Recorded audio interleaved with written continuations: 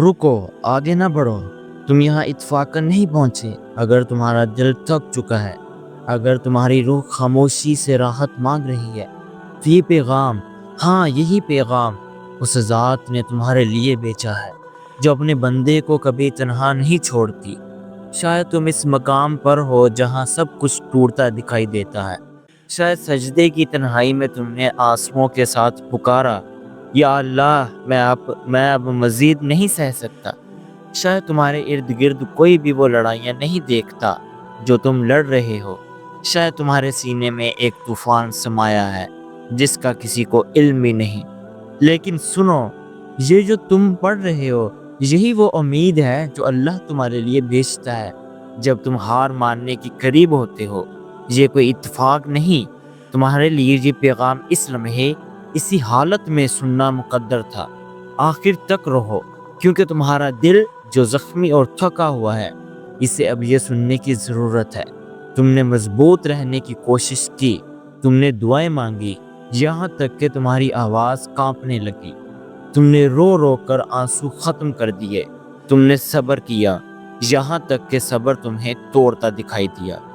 और फिर भी कुछ बदलता दिखाई नहीं देता। लगता है तुम्हारी दुआएं सुनी नहीं गई। लगता है खामोशी तुम्हें निगल रही है। शायद तुम सोचने लगे हो कि जब मैं इतनी तकलीफ में हूँ तो अल्लाह इतना खामोश क्यों है। वो मदद जो मुझे चाहिए इतनी दूर क्यों लगती है। लेकिन गौर से सुनो ऐ प्यारी रूह, अल्लाह खामोश नहीं, वो गायब नहीं, वो ताखीर के ज़रिए तुमसे बात कर रहा है। वो दिल तोड़ने वाली सातों में तुम्हें तसल्ली दे रहा है। वो मुश्किलात के ज़रिए तुम्हें मजबूत बना रहा है। कभी कभी सबसे बड़ी रहमत इस चीज़ में होती है जो वो रोक लेता है। कभी ताखीर ही बरकत होती है। कभी दिल का टूटना वो तहफ़्फ़ुज़ होता है जो तुम अभी नहीं देख सकते, तुम अभी नहीं समझ रहे। लेकिन पर्दे के पीछे अल्लाह की मदद पहले से हरकत में है। इसी तरह से जो तुम्हारा ज़हन समझ नहीं सकता, ऐसी तरह से जो तुम्हारा दिल बाद में पहचानेगा जब सब कुछ वाज़े हो जाएगा। याद रखो, उसने क्या वादा किया।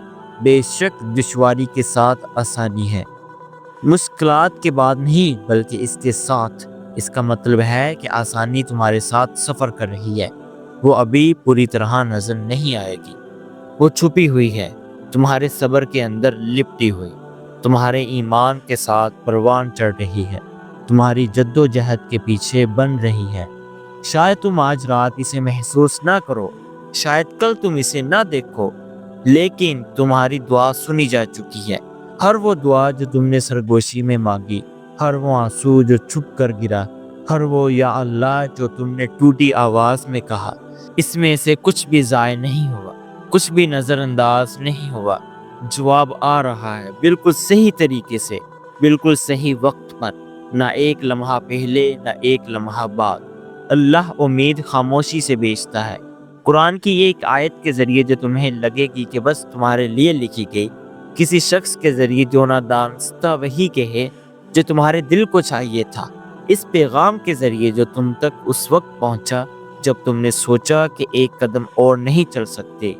ये इलाही ख्याल है, ये रहमा है, ये रहमत है।